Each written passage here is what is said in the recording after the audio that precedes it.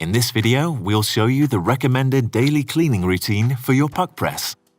The tools you need during the following instructions are a brush and a dry cloth. Start with pressing the Set button. The Tamper base will come down and CL will appear on the display. Clean the Tamper base with a dry brush or cloth. Press the Set button once. The Tamper base goes back up. Clean the sensor with a dry brush and wipe down the lower clamp and ground basket.